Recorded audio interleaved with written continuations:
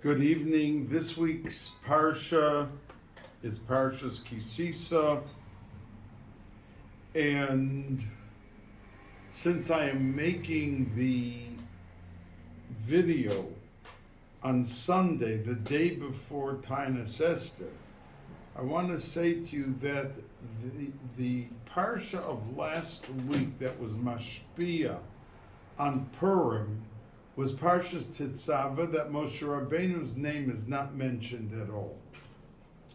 Now, in the Megillah, Hashem's name is not mentioned at all.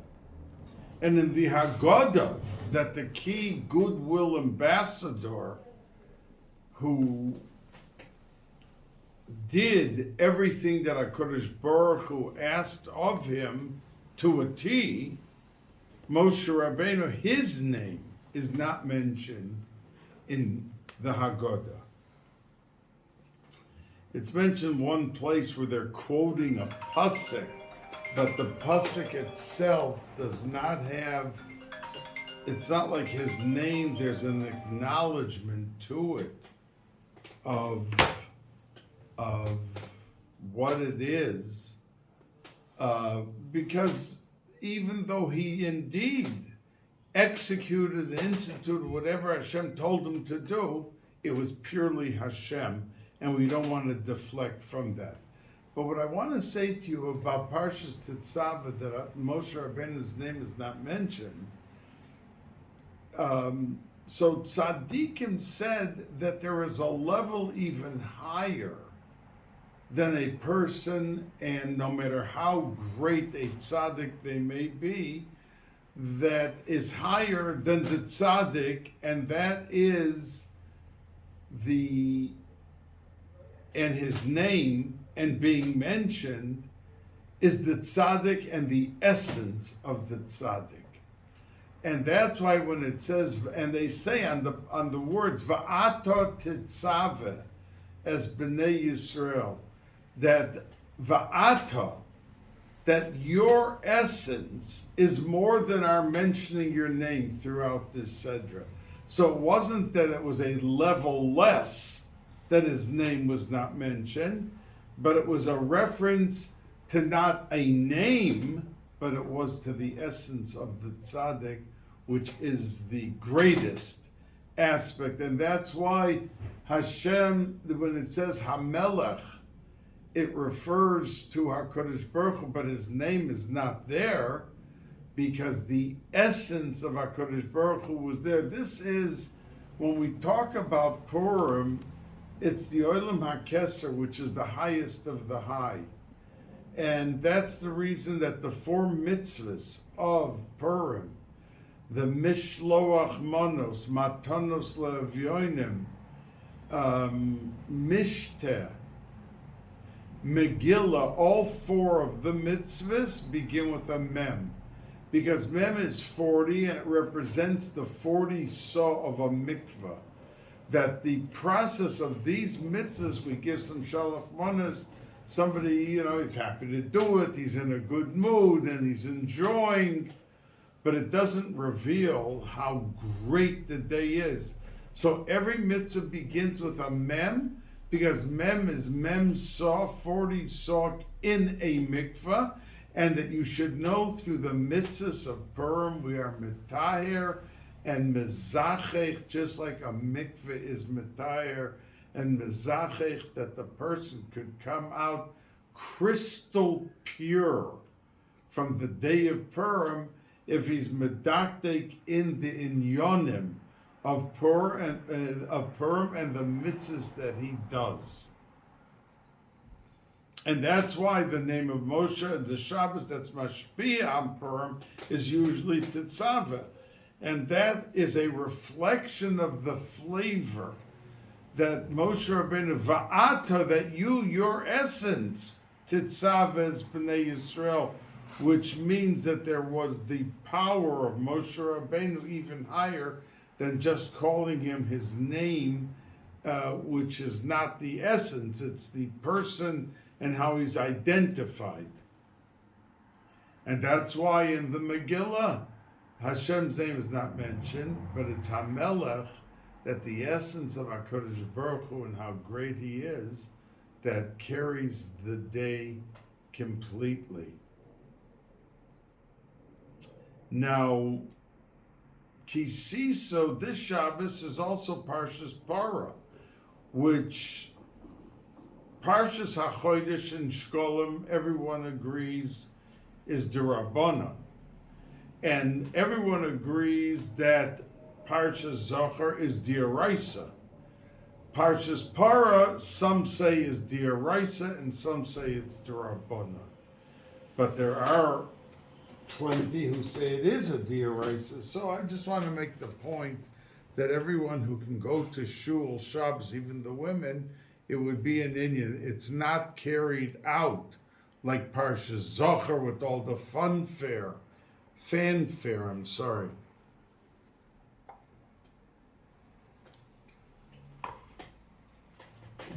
But it does give to it the flavor of the seriousness, because it's always sandwiched. Purim is sandwiched between Parshas Zachor, which Haman was Amalek, and that's the connection why it's always right there.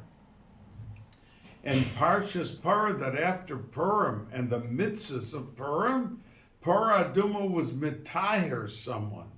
That a person who was complete Tameh became Tahor through the Parah Aduma. So Parshas Parah is the reflection of having gone through the day of Purim, like going into a mikveh by the mitzvahs that we do, which are equivalent to going into the mikveh, that the person can come out with the stature and status of total tahara. Now, at the very beginning of the Sedra, the Indian of the Machzis HaShekel, that there was like a half silver dollar that each and every Yid, every man brought.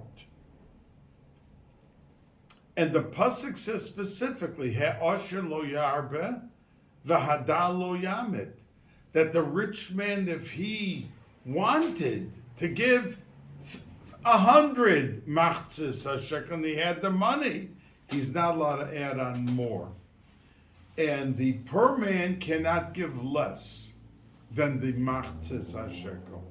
Now, the poor man we can understand reasonably well, because we know that the idea of a poor man who's struggling to put together his electric bill and everything else, that he may come and say, look, I just don't have the money. He has to get the half, and he has to participate with the half as it is, not less. But why don't we let the Gavir give more? The Meforshim ask. The Or Chaim HaKodesh talks about it. Why shouldn't we allow less to be given? More to be given than is actually given by the Gavir if he wants to give. And the answer is because every Yid has to have a frame of mind of being part of a community. Not better and not worse. Equality. That everyone participated in everything that they did. Because why would a Gavir want, if the whole Klal Yisrael, hundreds of thousands of men are giving a Machzis HaShekel, half of a silver dollar? Why would he want to give more if that's the mitzvah? And because a lot of times when you think into when a person goes first class, so if he's going to Eretz Yisrael and it's a 12-hour trip, you could say, well, he wants to come off fresh, and if he's seated in a comfortable seat, he could rest, and he's able to feel better to rest and he's more comfortable to fall asleep. But when someone takes an hour flight in let's say the United States, why does he want to sit in a seat that costs him $100 more for the hour? And some people have to do it just to make themselves, their ego, their prestige level, it's all in the head, because the other people arrive at the same destination on time at the same time as the people sitting in the first class. So that was addressed by the Machzis HaShekel, that the rich man had to know that there are times that you can zekeli vanveyu, you can outdo the poor class by buying an extraordinary esrig, or things that you're doing, your pair of tefillin are very expensive, and that's fine. But then there has to be a moment that no one outranks anybody else, that they are all part of a tzibur and a klal, and that is how they have to have their hanhaga, their actual participation as being part of a community. Now,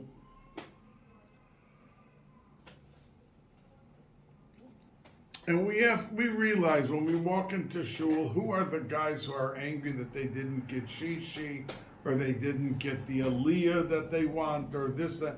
It's usually the rich guys who feel that they are entitled to certain everything that takes place and that happens. Now, so we just have to have a wake-up call every now and then, that we're part of a tzibur, we're not better than the tzibur. It could be the poor guy's learning more than you are, giving more, doing more chesed than you are, lefi his ability and your ability. So we have to come down to earth from time to time.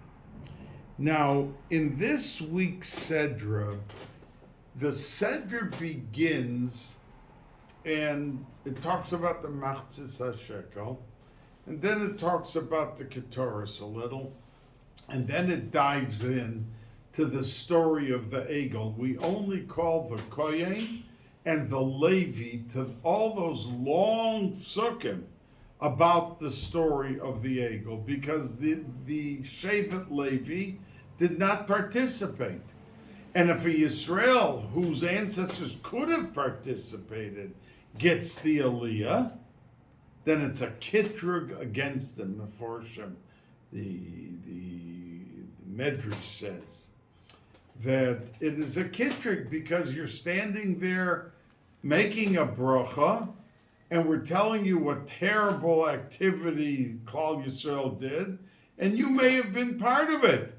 So it can be like an announcement of revenge, of getting even, of being makatrik against the person. So we don't give any Yisrael in the story of the Egel. We don't give any Yisrael. We give only a Kohen, and we give a Levi. Now, Moshe Rabbeinu said to the people that participated to stand aside, and he said, Mi Lashem Elai, that to the Bnei Levi, he said, you didn't participate, and in your ranks, whoever wants to execute Hashem's will and make a Kiddush Hashem, that those who are guilty of this Avodah Zarah will be killed. So come forward. And it says in the Pasuk, Vayeyasfu Elav Kol B'nai Levi. And the whole tribe, the whole Shevet Levi, stepped forward to do whatever he wanted them to do, that they were ready to be Makadesh Shem Shemayim. Now, there's a story with the Chofetz Chaim and Rav Schwab. Rav Schwab, Zechron Levracha, was the Rav in Washington Heights of the Breuer, the Yekisha Kehila. And when he was a young man, he traveled to Radin, and he went into the Chofetz Chaim. Now, we know that the Chofetz Chaim had Ruach HaKodesh, and that there were many stories that he saw people. He looked at their face. He knew what they were doing publicly and privately. He was able to tell them on the spot what they have to work at to fix up their activities and to be misaken the pagam. So he said to Rav Schwab, the Chofetz Chaim said to Rav Schwab, are you a Kohen or a Yisrael or a Levi? So he said, no, I'm a regular Yisrael. And he asked him why. So he said, because that's who I was born into, a family that my father was a Yisrael. So the Chofetz Chaim said to him that when Mashiach will come, you should know that I'm a Kohen, I'm part of Shevet Levi, will be inside the Bais HaMikdash doing the avodah that the Kohen has to do. And you, who are Yisrael, are going to be standing outside. Now, it would seem that it was like a biting comment. I mean, what the Chofetz Chaim said to Rav Schwab was like a put down, telling that, I'm a Kohen and I'm going to be inside doing and you're going to be standing outside waiting for this and waiting for that, but you're not going to be doing the avodah.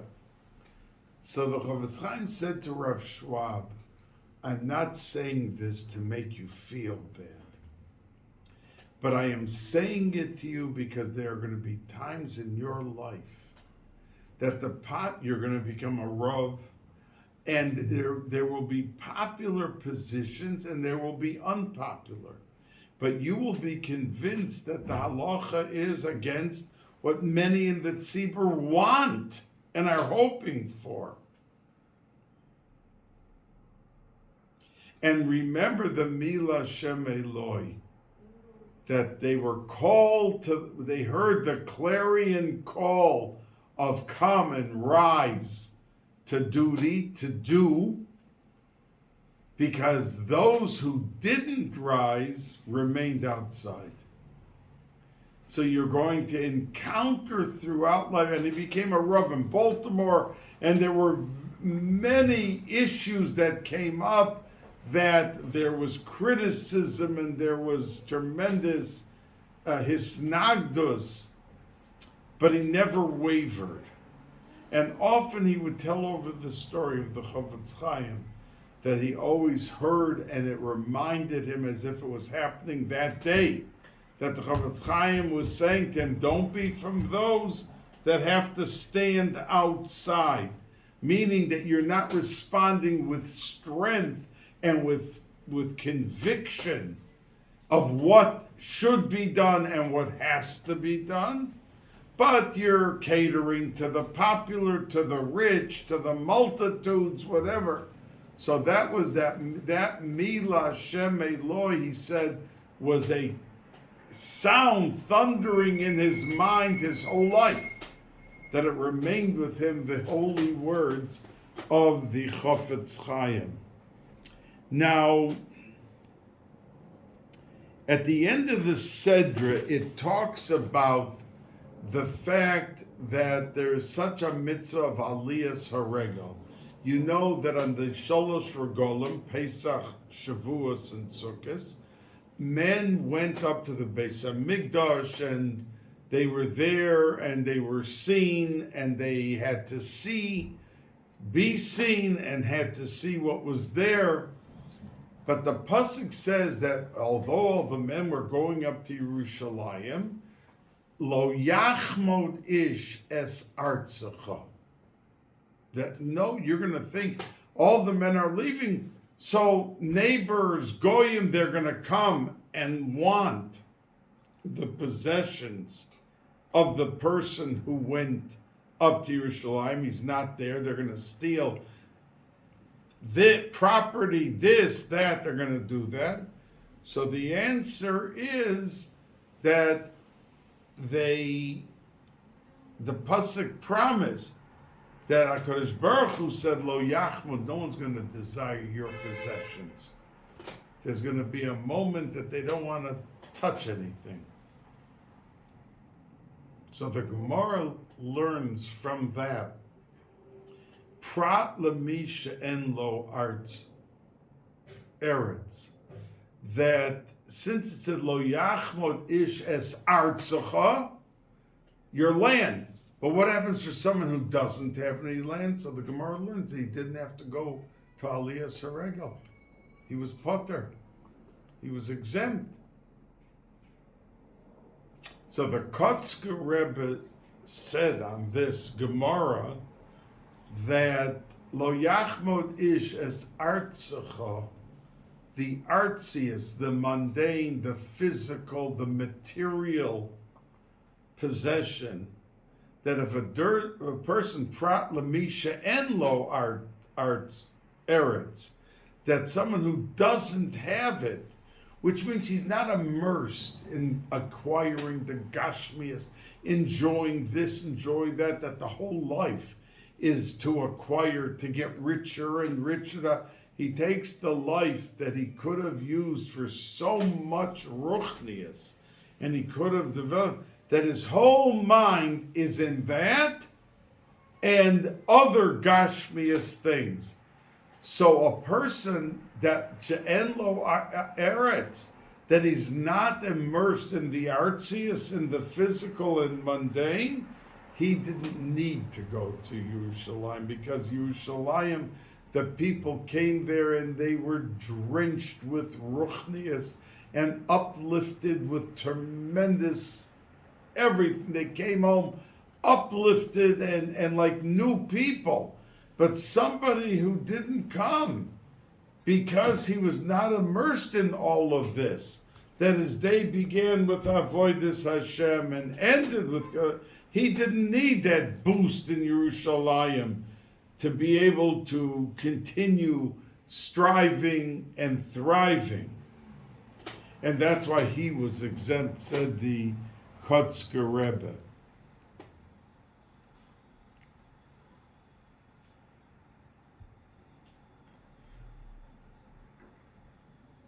Now, when Moshe Rabbeinu was up, getting the Luchos, the Torah, the 40 days from Vav Sivan, till he came down on Shiva Asar B'Tamuz, and he saw that there was such a tremendous amount of people standing there, and Aaron tried to buy time. Hor got up and said, you were just standing 40 days ago by Har Sinai, and now you're making Eila Elohecha Yisrael. You're putting us, even though the Ramban and all of them explain it wasn't Mamash Avodah Zorah, they were just looking for a median, like an ambassador, to be the go-between, because the Yetzer Hara was convincing them that Moshe Rabbeinu was not coming back. He said he'd be back on the 40th day, and he, at the end, came back on the 40th day. And we are suffering to this day because of that fact that they made the Egel, their Mashiach, and the Gul was supposed to happen then. We are 3,300 years later still in trouble with tsaris and sickness and death because of that Egel. So it says that Hashem said to Moshe Rabbeinu, Saru Maher, turn and go down quickly, because the people are dropping, in their madrega, in their level, and they quickly go down. Now, the Meforshim say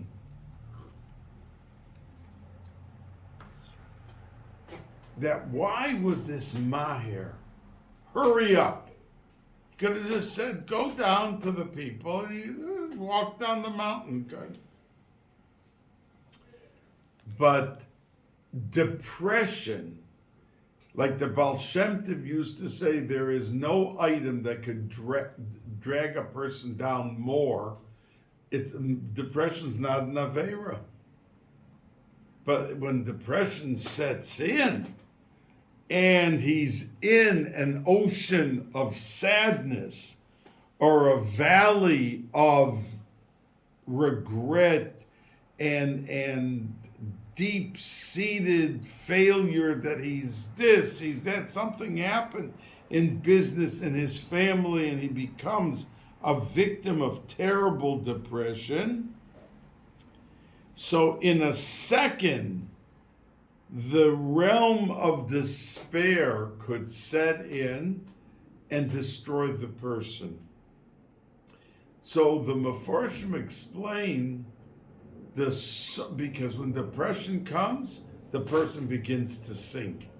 So the word saru marheh means al pi pshat, saru turn, mahir quickly and go back to, but they teach the pasuk saru.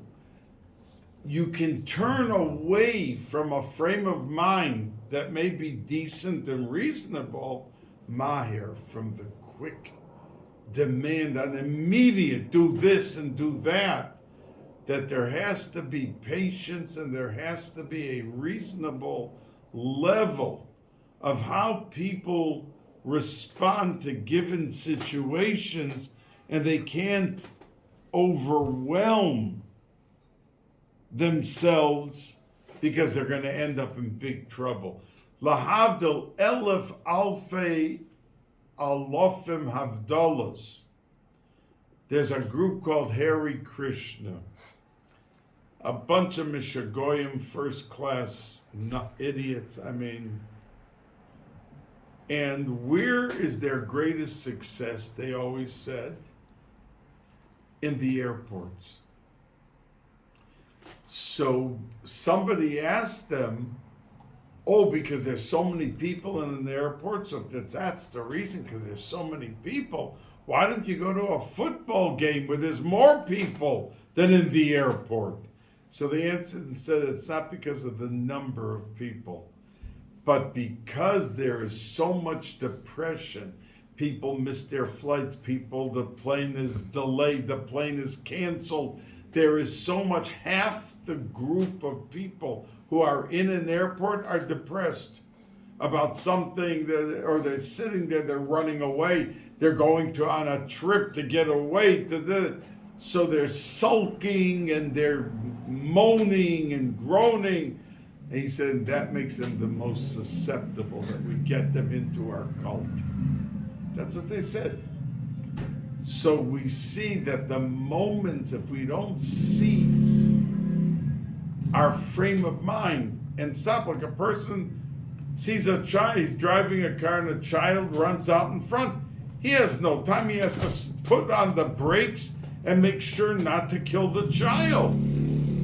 So the person, in trying to save himself and not to go down the drain, is to immediately, in moments of disappointment, whatever the disappointment is, in the airport or at home or wherever it is, to take hold of himself, and the reinforcement of emunah should gush into his frame of mind, or he should think about good things or happy things of that, but he shouldn't allow himself to fall all the way down the rungs of the ladder into the sea of disappointment and depression.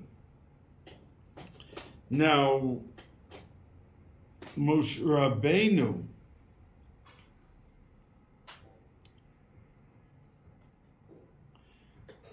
the Kotzker made a observation that we see that everyone tried to buy time. Aaron, as I said, that they shouldn't do the Egel. He'll come, he'll still come. And as soon as he got done speaking, the Sultan showed an Aron of Moshe Rabbeinu. He's dead, he's gone, he's not coming back. To chip away at Klal Yisrael, and they're standing, they're holy, standing. But when Moshe Rabbeinu came down the mountain, the people froze. We see Chor said to them, "What are you doing?" They killed him. Chor said, "You were just standing by Har Sinai." They got up and they shut him up. They killed him on the spot.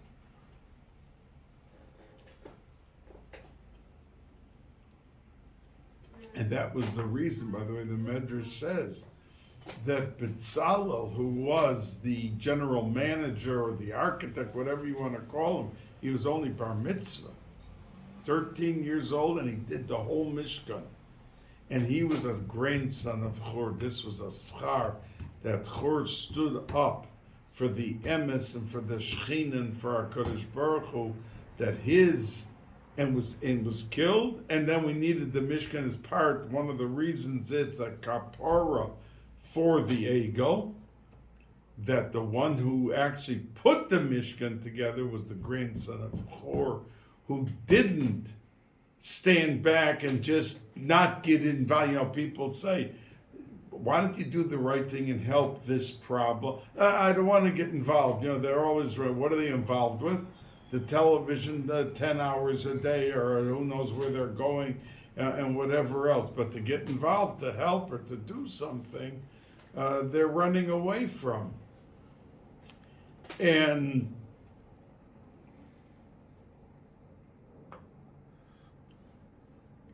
so when Moshe Rabbeinu came down, it stopped in a moment. They all froze. And the Kotzker said, look, they were cooking up and they killed Chor and they did so much during the whole day, and now in 1 second. So the Kotzker said, because when emes, truthfulness, which is through and through, meets sheker, meets the falsehoods and the supposed this and supposed, but there's not really anything to it. It's like air in a balloon. It melts in a second.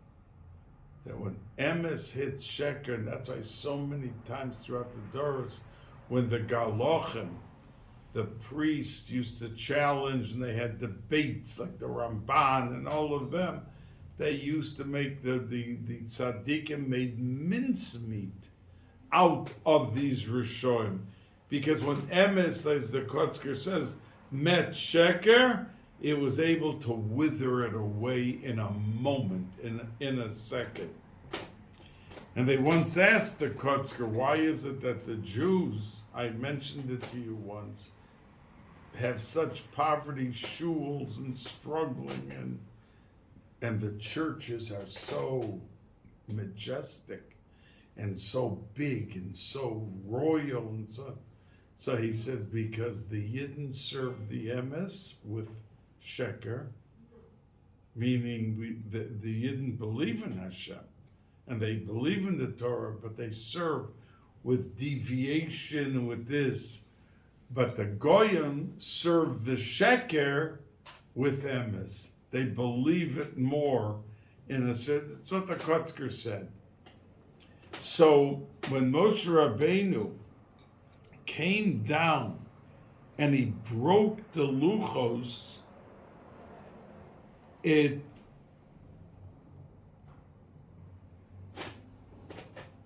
Torah then describes the luchos. It was a heavenly spiritual, it was a gigantic sapphire or diamond, and it was miraculous because, let's say, a end mem, it was through and through, and the middle piece stood in thin air. It was a miracle.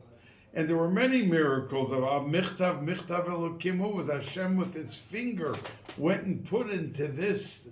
And when it was broken, it says that there were pieces, Psal L'cha, Hashem said, all those pieces of diamond and sapphire that fell off when you smashed it, you can take those pieces. Psal L'cha, you, it's for you. And Moshe Rabbeinu, the Gemara says, became fabulously wealthy from that gift that Hashem gave him. But the question asked is, why is it that it's described, the luchos, after he broke it? When it was written and when everything happened up there, very little said. But when he broke it, Michtav Elokim, why everything after it was broken? And the Mefarshim say really an eye-opener for each and every one of us, that we have to train ourselves to appreciate things. Our parents, our spouses, our children, our community, our neighbors, everything that we have as a great gift in our lives, we don't come to fully appreciate it until, unfortunately, we don't have it anymore. And we see it all the time. People have parents, and it's not that they were under such terrible medical that they had to be put into a nursing home, but the child, didn't want to be bothered, and oh yes, I love my mother, and I love that, but, and rather than every day get the food, fresh clothes, do what you should be doing for a mother, the easy way out. Now, I'm not talking about someone who is sick and they need medicine every day, so you need the nurses and the doctors on a regular daily basis. But there are some people who just don't need that, but they choose the easy way out of just, I take care. I go on Mother's Day to visit her, and I go on her birthday. When they die, many of them have some level of guilt, and it kicks in after they're not here anymore to come say hello to and to be with them. So the message the Mefarshim say is that we only describe the luchos after it was broken, not when they were written, to tell you to learn how to appreciate what you have when it's still around. Now, at the beginning of the Sedra, or at the story by the Levi, it says that they killed out the people that went for the Segel, and it says, Vayiplu min ha'am bayomahu, and how many died, how many fell? Kish loishes alfei ish. Around 3,000. Now, anytime there's a Magefa, anywhere in the Chumash or in Tanakh, it tells you the number. The Tanakh is HaKadosh Baruch Hu. He doesn't have to guess. Like you ask him, well, how many people were in the shul?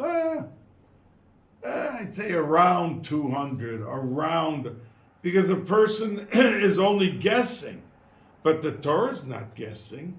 So what do you mean around 3,000? It should have said like it says by the Magefa by Cosby Basur and Zimri Ben Solo with the Benos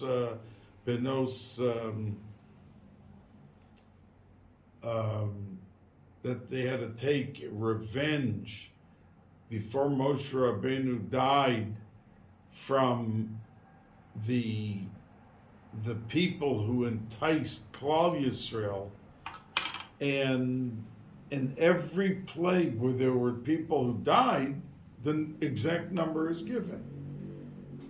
So why over here is it Kishloshas Alfei Ish? So the Mekubalim said because Adam Arishon, when he ate from the Eitz Hadas, he spoiled 3 olives. the aleph of emes, and what's that? If you take away the aleph from the word emes, you're left with mem tos, I mean a dead person, mem tov. And he brought Misa into the world, death. And the aleph, excuse me,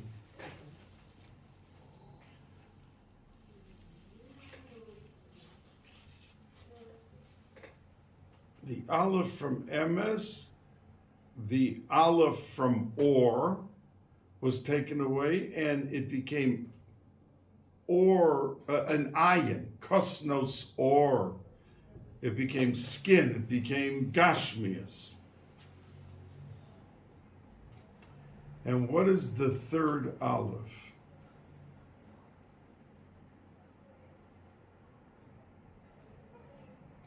Emes. Adam. The aleph left and became dam. So because he did his Aveira and was driven out of Gan Eden, there were 3 alephs that were affected negatively because of what he did. Now, had they made no egel, there would have been the tikkun, and there would have been the gula shlema. But it reverted that we are still fixing the pagam of the 3 olives. So it says, Vayiplu min ha'am bayom hahu, that the schus fell away from the people because they did not have the geula, kishloishes, like the 3 alfei, the olives, ish of Adam Harishon, when he did the Aveira.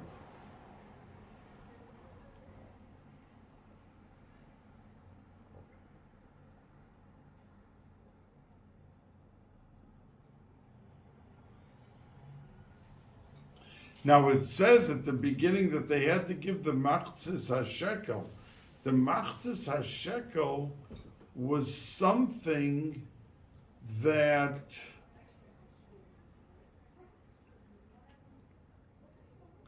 he wasn't sure what it was, Moshe Rabbeinu. And Hashem had to show him a coin in the fire. What was so hard to understand? A coin, a half a silver dollar. But the Meforshim say he understood what it was. But HaKadosh Baruch Hu wanted him to know that half so much of how people trip and fail in their mission in life is because of money. Because money, a person can give tzedakah. It's like somebody in our shul, when somebody comes around collecting, he stands up and he gives him, and then he goes around person to person and gives each person $1. Because half the people would give the tzedakah, but the other half go like this and say they don't want to give. Now don't forget, tzedakah says mevi geula, and tzedakah tatzil mimoves. It doesn't say tatzil mimoves by Shabbos, or by kashrus, or by tefillin, but it says it by tzedakah. So tzedakah, the Yetzer Hara works overtime, that the person should suddenly, I can't give the $1. He's paying for a cell phone. The money where he wants it to go is there. But tzedakah, to take out the $1 bill and give it to them. So this person in our shul goes around with a batch of $1 bills, and he doesn't make the person a shliach. He gives it as a gift to the person, so it's his, and he gives it over to the man.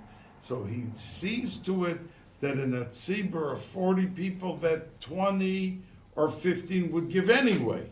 But the 20 who don't give leave shul that their neshama, that the schus tzedakah happens for each and every person. So Moshe Rabbeinu was showing the matbeya shalish, not just to clarify, but to show the symbol of how this it can be tzedakah, and pick up the person that he saves his life, his family life, that he's supposed to die, be in an accident, and he gave tzedakah, he saved. And people don't know what could have happened to them but at the same token, the money could drag the person down very, very low and very terribly for what he can do. And it even breaks up families. By Yerushas, you see that there's fighting that goes on, and there's all sorts of everything that takes place.